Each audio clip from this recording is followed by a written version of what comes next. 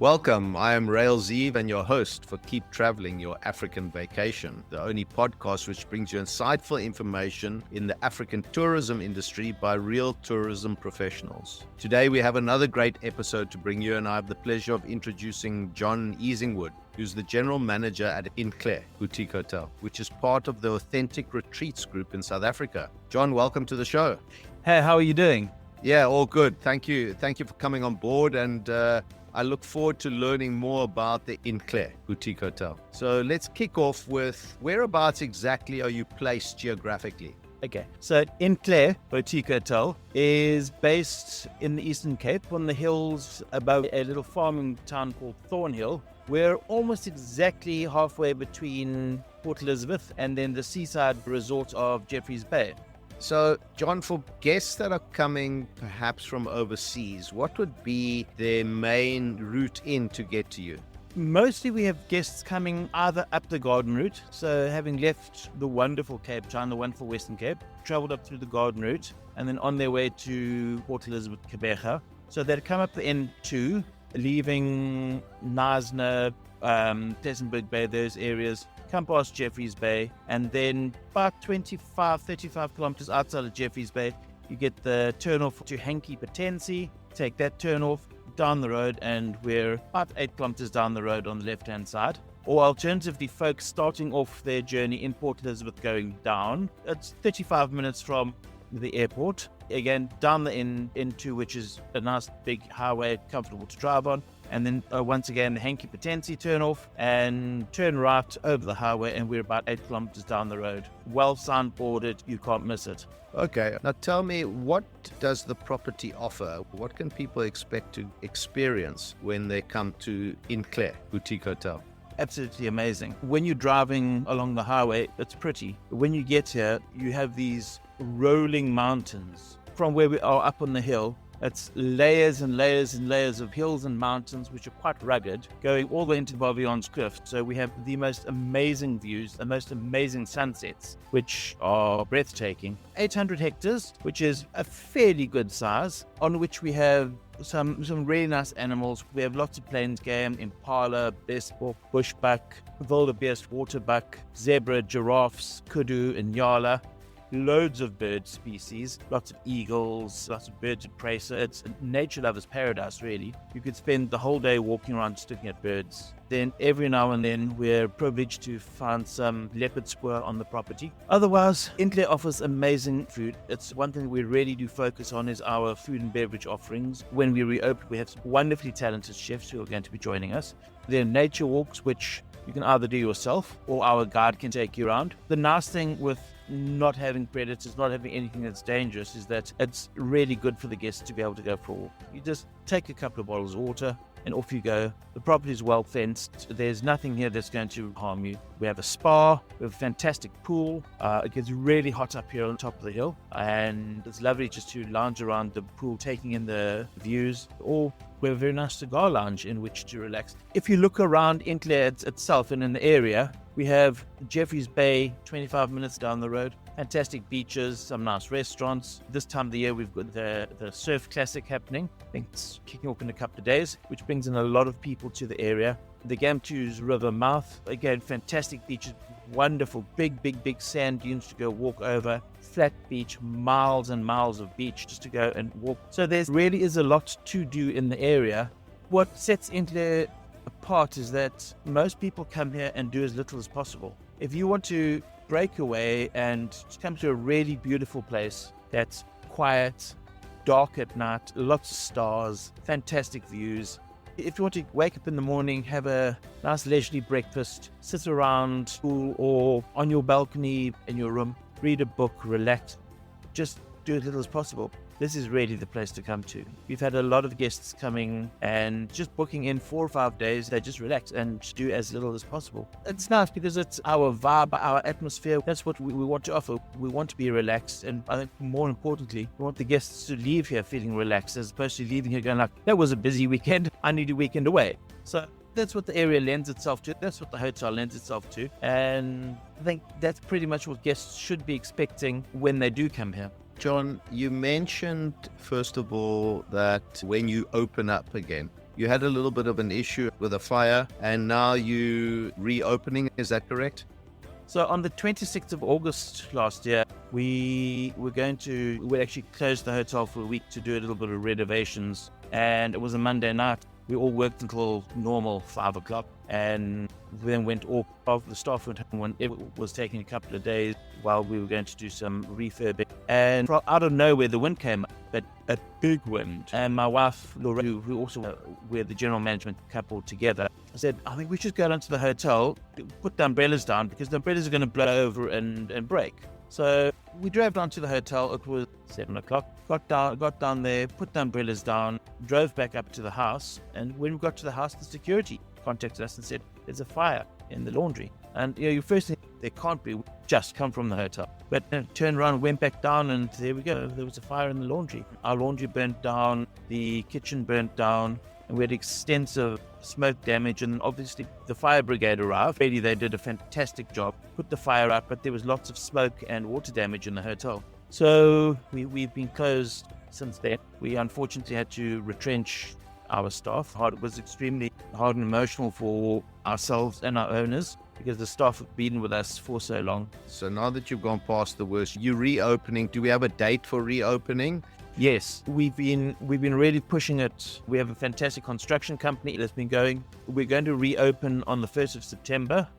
Fantastic. All guns blazing in on the 1st of September, ready to go. We've refurbished the hotel, new floors, new curtains, new beds, new kitchen, all the kind of stuff. It's going to look absolutely amazing.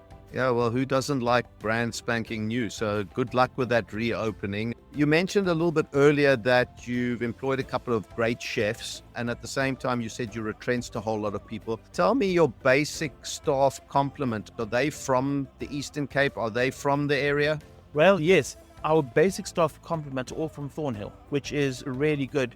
The Eastern Cape has the highest level of unemployment in South Africa. And we've employed, of the 18 people we're going to employ, 16 of them are from Thornhill. We have been very, very lucky in that the staff that we employed previously and that were super loyal to us and super, super good. The lights at the end of the tunnel. 1st of August, most of them will be back on site, so we can start setting up and doing some training, that kind of stuff.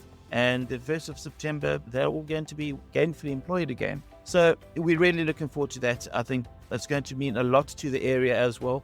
It's going to put a good amount of money back into Thornhill, where the shops are going to see the buying power coming in. So it's going to be very, very good for not only for tourism in the area, but for just the local businesses. Tell me about your clientele profile a little bit. Are they generally South African? Are you getting foreigners from other parts of the world coming as part of a tour or perhaps something bigger? Mostly we have self-drives. From foreigners, we're getting FRTs coming in. Germany, lots from Europe, lots Belgium, France, Holland, England, a couple of Americans, a lot of Australians, which is also nice. So you're probably looking at about 60% of our business locals from PE, because we're really nice and close to PE, and 40 odd percent we're getting FRTs coming in. John, let's just touch on sustainability and renewables. Now that you've had to resurrect the property from the fire, what have you guys got in place as far as renewable energy or sustainability is concerned? Well, we're doing a lot of solar work. A lot of our energy is going to be coming from solar, which is great because we have fantastic sunshine up here. We unfortunately don't have our own source of water on the farm, so we're still having to use municipal water. But the water's then also recycled. We have our own veg and herb gardens, so we're growing a lot of our own vegetables. The wet waste from the food is taken, recycled, made into pig feed, and then the rest of it's taken for recycling at the dump in Hankey. That's great. John, you mentioned Lorraine, I think it was your wife and your partner, and you both working as a management couple. So perhaps you could just, for listeners out there not knowing what to expect, give us a little bit of a background as to you guys as a couple and where you guys have come from, how you've managed to become the couple that manage the property. So Lorraine and I have been together for about 10 years.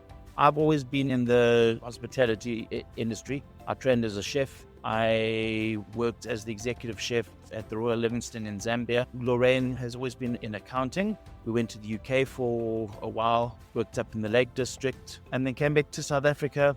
Both of us spent a bit of time in northern KZN, working there. Myself as the exec chef, Lorraine, front of house. We then worked up in the Timavati, something really nice 5-star exclusive lodges. Son Harry was born, so we couldn't really carry on working in the deep bush.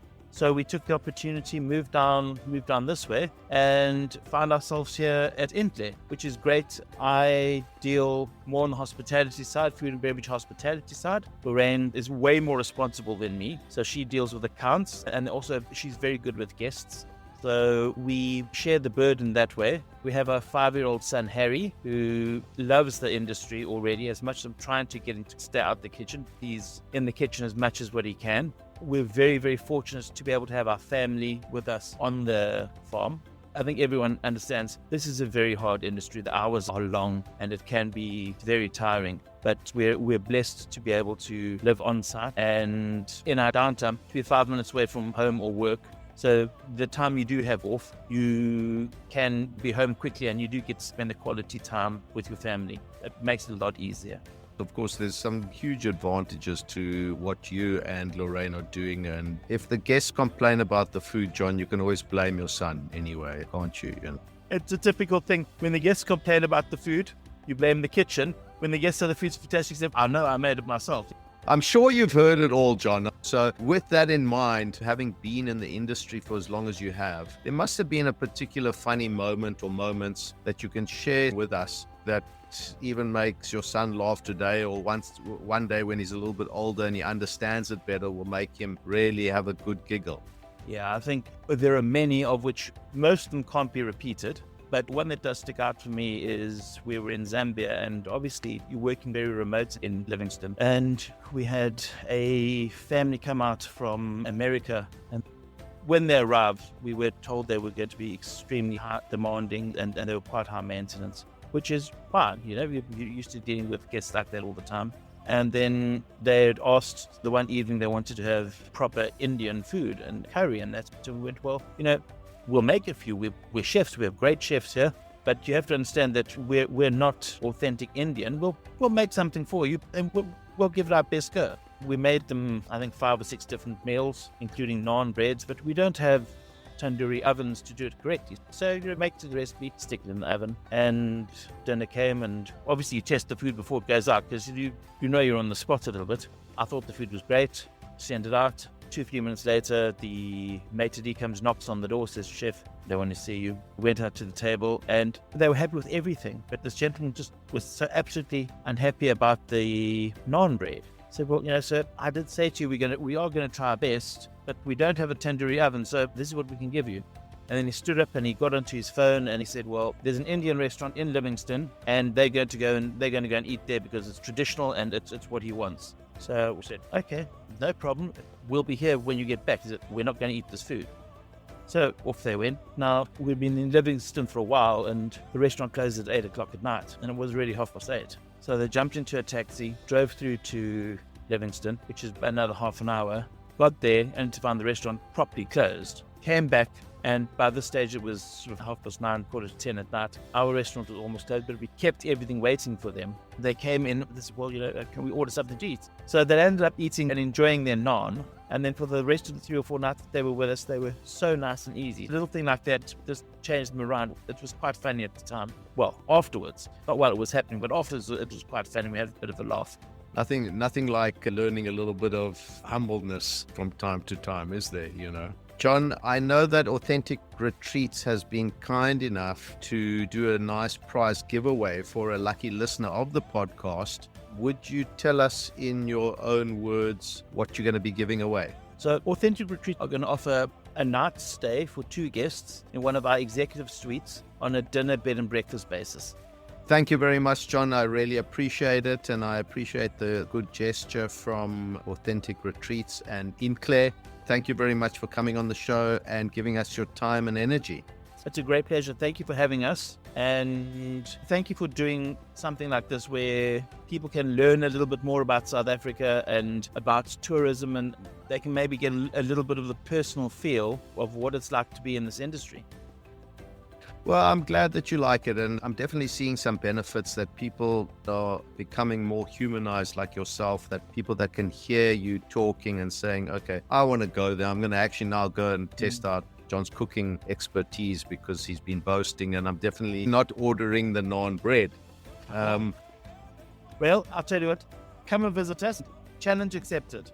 Thank you very much. That was John Easingwood from Intle Boutique Hotel. Do not forget that fantastic prize giveaway. All the entry details can be found in the show notes of this episode, or head over to www.wildsunsets.travel/podcast. If you enjoyed the show, please rate the show on Apple Podcasts or drop me an email. Tune in again next week when I will be chatting to another great African tourism professional. My name is Rael Zeev, and consider this. A few years from now, you will not remember how much it cost you, but you will still remember the memories you made. Keep traveling.